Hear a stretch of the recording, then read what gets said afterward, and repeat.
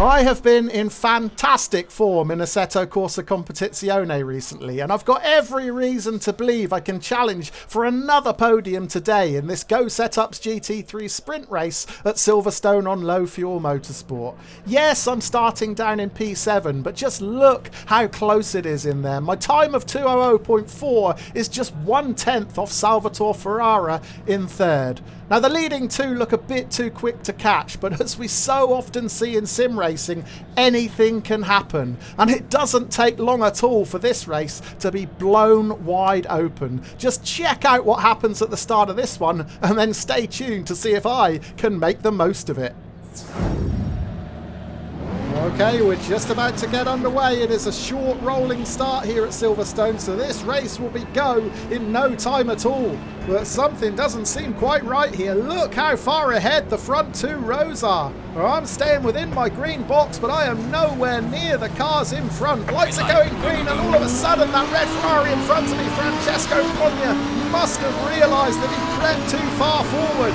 He got on the brakes hard as the lights went green, but it was too little, too late. Bronya handed a drive-through penalty, and he is not the only one. The pole position driver, Sergio Martinez, has been disqualified for his role in the start, and on top of that, there are drive-through penalties for Tom Timmermans in P2 and Salvatore Ferrara in P3. Absolutely incredible. Meanwhile, on track, I've lost one position to Stefan Eitner, and I just get stuck behind Eitner there, exiting Beckett. So I wasn't able to get on the gas as quickly as I would have liked, and that is going to open me up to an attack from Stefan Zulsdorf. Yeah, look at Zulsdorf on the right in that McLaren. He's breezed past down the hangar straight. So that is another position dropped. However, this race has been blown wide open on the first lap. 4 of the top 5 drivers have either been disqualified or given drive-through penalties. Right, I'm defending hard into Vale. I don't want to lose any more positions, and Lonnie Gibson is breathing down my neck now. I'm in P6. We've already lost the pole sitter. Sergio Martinez DQ'd as soon as the lights went green. Timmermans and Ferrara are still in front, but they are both going to have to serve drive-through penalties. In fact, the only driver in the top 5 who doesn't have to serve a penalty is Edvin Sigura, so he has got to be considered the favourite, but it is Sigura who is out on the grass to the left.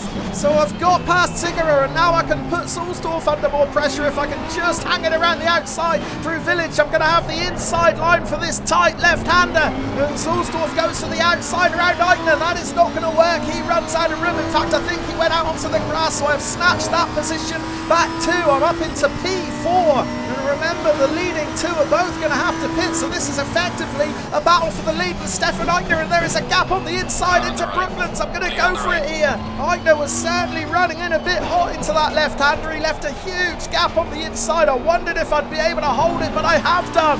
So I'm up into P3, but effectively I am now leading this race. Ferrara taking his penalty straight away. Timmermans staying out. Right, let's go back and check out a replay to see what happened at the start. We're watching the front row, the number 7 Porsche of Tom Timmermans alongside pole sitter Sergio Martinez in that number 4 McLaren. And yeah, look how far forward Martinez is. He is way too eager from that pole position, and as soon as the race starts, he is DQ'd immediately. And you know what? I think the other drivers behind panicked when they saw Martinez make a break for it before the race had started. They wanted to stick with him, so they ended up ignoring their own HUDs and getting drive-through penalties themselves. Francesco Bronya in that red Ferrari was one of the 3 drivers to get handed a penalty. He got on the brakes just as the lights went green, but it was too little, too late. I was able to swing out around him and take the position. But yeah, an incredible turn of events at the start of this race. I have never seen anything like it before in my sim racing career.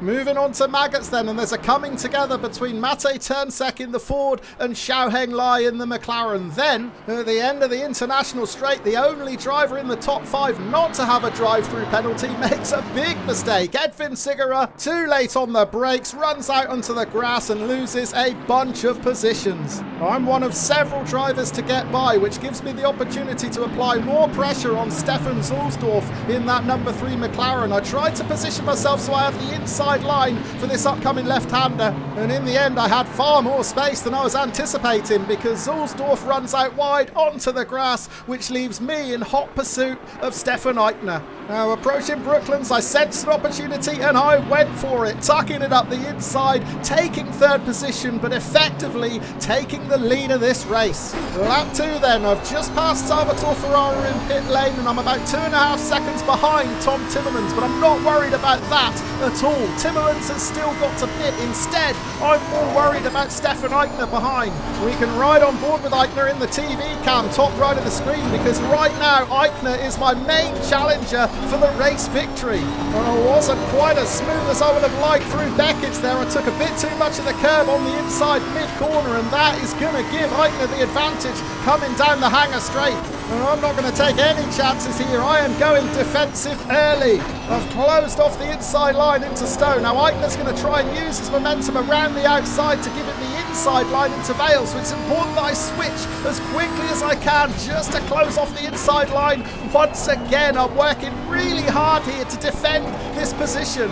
Coming into club corner now, and it looks like my Lamborghini has got a bit of extra punch about it coming out of this section, because I've gained a few tenths over Eichner now. He's back to 0.6 of a second behind, so some much needed breathing room here. Well, I picked up my first ever race win in Assetto Corsa Competizione and Low Fuel Motorsport just a couple of weeks ago at Alton Park. It took me 157 attempts to get on top of the podium. Can I do it again less than a fortnight later? Well, I know it's only early in the race, but things are looking good at the moment, because that gap to Eichner now is more than 1 second. So I've definitely made a break for it over the second half of this lap. Right, let's jump forward to the start of lap 3, because I'm keen to see if Timmermans is going down pit lane to serve his penalty. No, he's not. Timmermans is staying out for another lap. Well, next time around is going to be his last chance to serve the penalty. Confirmation of that just popped up on the screen now. Also popping up on screen is the TV cam. That's so we can keep one eye on Tom Timmermans. He's currently the race leader, but not for long. He's either going to be pitting at the end of this lap or getting disqualified. Well, that's of course if he even makes it to the end of the lap, because he has got Beckett's all wrong there out onto the grass. He manages to hold on to it, but that has lost him a load of time, and I'm going to close right in on him now as we approach the hanger straight. Now, if I do get right on the rear wing of that Porsche, I am going to have to be incredibly sensible here. I don't know what frame of mind Timmermans is in. There's every chance he's feeling frustrated and angry at himself for getting that drive-through penalty, so I don't want to get too close to him here in case he does anything rash. But at the same time, I don't want to sit back either, because I'll undo all the good work of the previous lap to open up a gap over Stefan Eichner. Eichner is now 0.7 of a second behind, so he has gained a few tenths here. Nothing is ever easy in sim racing, is it? The tension is rising. Well, fortunately, I'll have one less driver applying pressure behind, but watching the number 8 BMW of Max Velocity just losing the rear exit in Stone. Now, Max was chasing Stefan Eichner, but he has gone.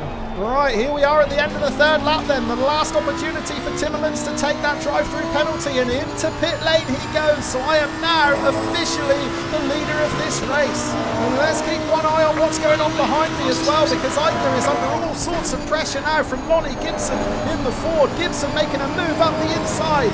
Well, he gets the job done into Cox. So Gibson up into P2, Eichner down to P3, and crucially, this fight has slowed the pair of them down. I am now 1.5 seconds clear. Well, this is a golden opportunity for me now. It's a lower strength of field today, and I am car number 2, while Gibson car number 17, Eichner car number 19. So on paper, I should be able to make a break for it here.